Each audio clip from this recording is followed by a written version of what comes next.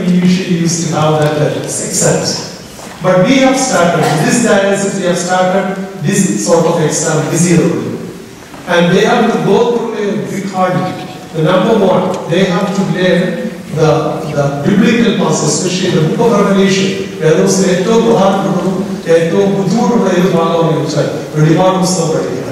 They learned around 10 to 15 chapters from the book of Revelation. And then they have to go through the church history, then the theological part, then patristics about the fathers, church fathers, and biblical fathers. Abraham, Isaac,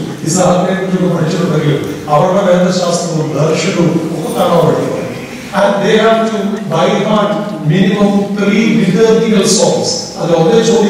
But they need to learn all 3. And they need to by heart some 3 or 4 important prayers. They need to by heart always. Especially at this age.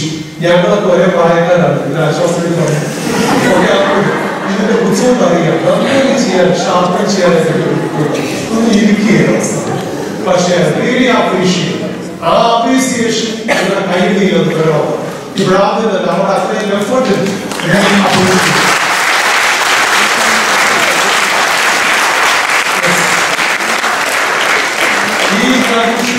We are having an official convocation ceremony here.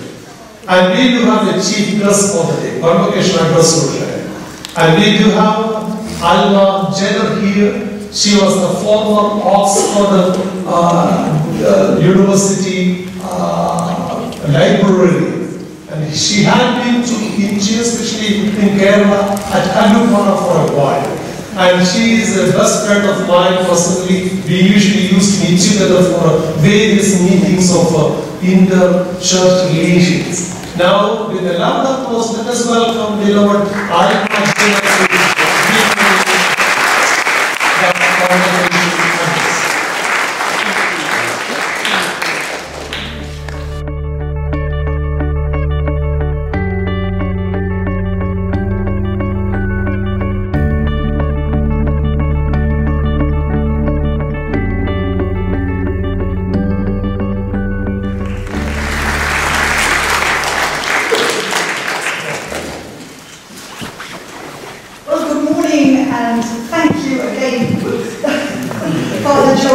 inviting me back. Thank you.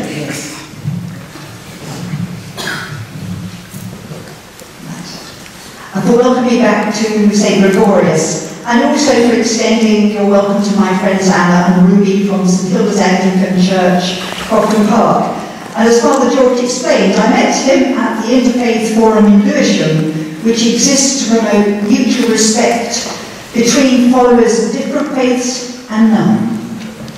And before I have the honour of presenting shawls to the graduates and to learn more about the work of the Women's League in Brockley, I would like to tell you a little about a scheme initiated by my church, St Saviour's Anglican Church, Brockley Rise. It's a scheme which I've coordinated for almost 3 years since it started. It is a befriending project which confronts loneliness amongst the elderly in the local community and is called Linking Lives. It is a branch of a national charity called Linking Lives UK. Google it on your phone, you'll find a lot more about it. The original scheme started in a small church in Berkshire some 20 years ago and now has over 30 franchises in Britain. Crofton Park is the one in this area, and although there are 2 franchises in Lewisham, they mostly care for lonely within their own churches. We befriend at Crofton Park people outside our church and visit the elderly and lonely of all faiths and those without faith. Nearly all the branches of Linking Lives are initiated by churches. The Crofton Park branch now has almost 50 volunteers, visiting nearly 40 local people who have been referred to me by agencies such as the Red Cross and Age UK. The Crofton Park volunteers I have recruited through posters, locally in shops and parks and restaurants, are mostly young people between the ages of 25 and 45. Some have just moved into the London area, either by themselves or with young families, and with their parents parents and grandparents in another part of the UK, and they miss the reassurance of elders and their grandparents and their parents, and also want to know more about the area they moved into and about the people in their local community. Very few of the 50 volunteers are attached to a church, but are happy to be associated with a Christian initiative. I give them a short training course, and they have DBS police checks as well, because they're visiting vulnerable elderly people.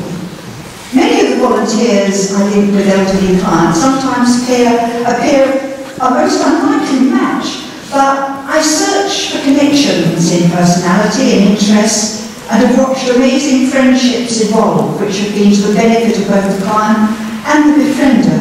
And I'd happily speak in more detail about linking lives to the Women's League on another occasion, and how it may connect with some aspect of the work you are doing here, because we learn so much from exchanging ideas with each other. But this morning, we're celebrating the work of the Women's League, and I feel very honoured to be invited to present shawls to your graduates. Honoured because, as Father George mentioned, I had a 20-year close association with Kerala when I visited very regularly. And I really love coming here to your church. It lifts my spirits when I listen to the chanting and feel the rhythm and watch the movement and colour of your service. A service which is so ancient and unchanging that if I close my eyes, I'll be back in Kalapara in Kalapara's great church, with all the associated happy memories, rows of slippers and shoes at the door, of the constant flow of worshippers, as it is here, in and out. And I also have terrific memories of cycle rides I took in the early morning around the village. The village is close to Kalapara, past the rivers and the streams, and winding through the coconut and rubber plantations, seeing bananas of every size, which we never see in England, and jackfruits, coffee bushes, buffalo in the fields, and music from the temples and churches. When there isn't a temple or church to sing, but the sound just carried on the morning air. And then, of course, the return to breakfast, not Weetabix or Rice Krispies or hula hoops, but lovely steamed plantains and jaggery sugar and upamar and monkeys. And the sights and the sound of the ladies grinding their fresh coconuts every day will never leave me. Of course, I was aware of poverty, and so not everything I saw was through rose-tinted spectacles, but I also saw resourcefulness. I'd hoped that Malayale trait will help to overcome the traumas suffered during the terrible floods in Kerala last year. Being here too among such a large body of Christians is also inspiring, and knowing that most of you travel quite a distance every week to be here, to be reminded of your traditions and to renew friendships. Visitors from Kerala and Malayalis visiting the UK from around the world search you out and are welcomed and acknowledged. It is a real tribute to your priests and church organisation to keep you together, and especially keeping a congregation of all ages. I was particularly impressed to see so many children and teenagers on my last visit, and their hard work being rewarded through the prizes I presented to them. And so, thank you for welcoming me once again, and I'm truly honoured to present the shawls to your graduates. Thank you. Thank you, Alma Jana, for your wonderful message. You share all your activities you are doing back in the St. Xavier's, and definitely that will be an influence for our young elderly community. Definitely they have also done certain things, and we definitely as a church also, we will look into some of these achievements, how we can support it. And again, you refresh your sweet memories then you back in Kerala with your state dishes and all the sceneries and everything. Well, we wish you all once again, and what we have the congregation, thank you. I call for the chief guest to hand over the shop, the congregation, special dress to all the graduates. May I have a for നന്ദിയോടെ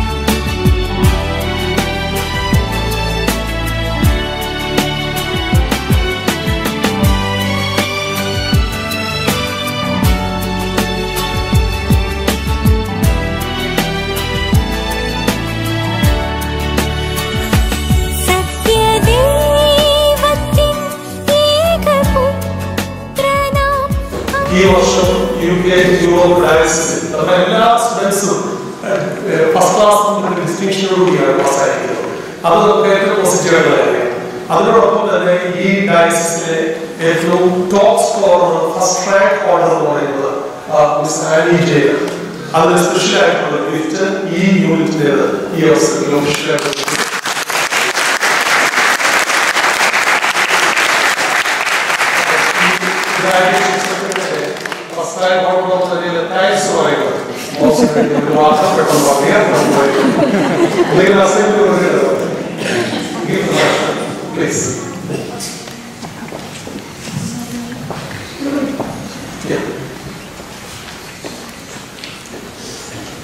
Chief guest, Ms. Alma Jenna, the former Oxford librarian, Alika and Anishi, my dear friends, including my very own friends. Where there is a way, there is a way. A familiar proverb springing to my mind at this moment.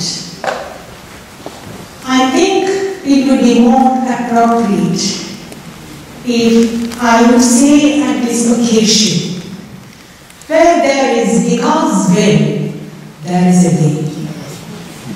I would hope all of the rest of my group will join me if I say that we came out successful at this MMVS annual examination held our first time in our church and as a diocese, only mainly because of our vicar's constant encouragement and thus his skillful guidance as a teacher. We are indeed grateful to your support received. Thank you.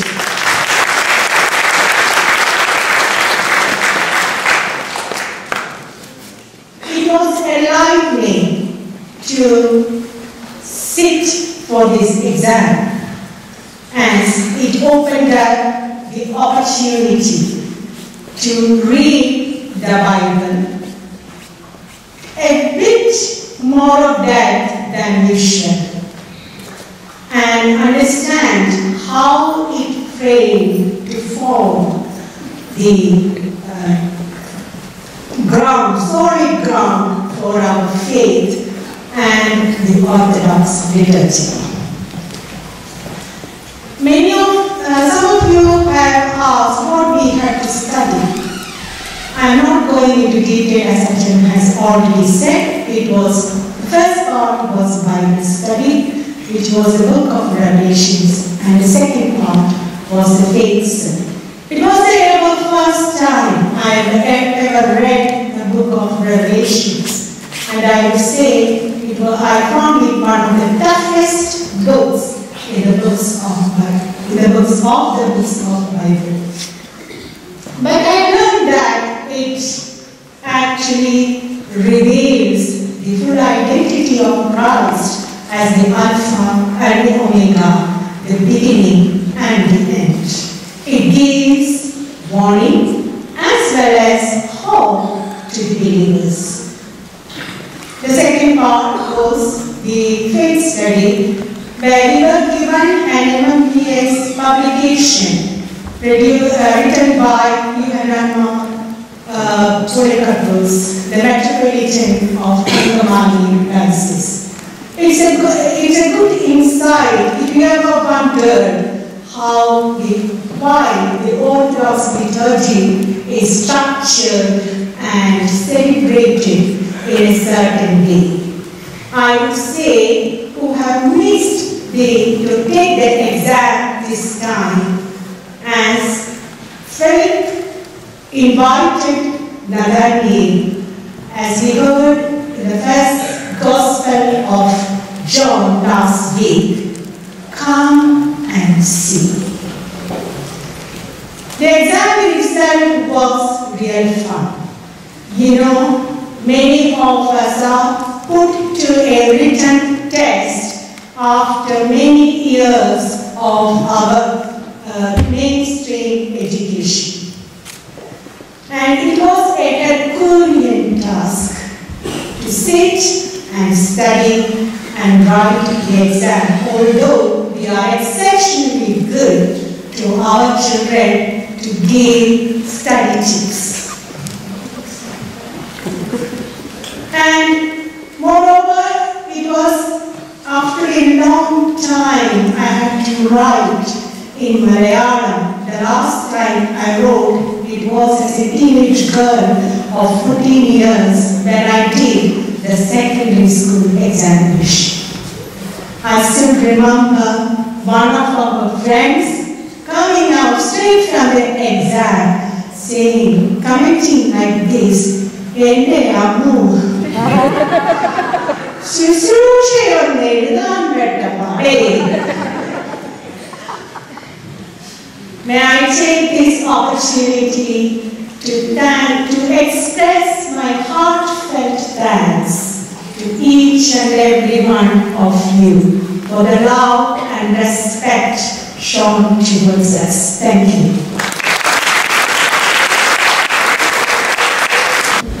That's fine. Is it okay? Photo you got for a little late.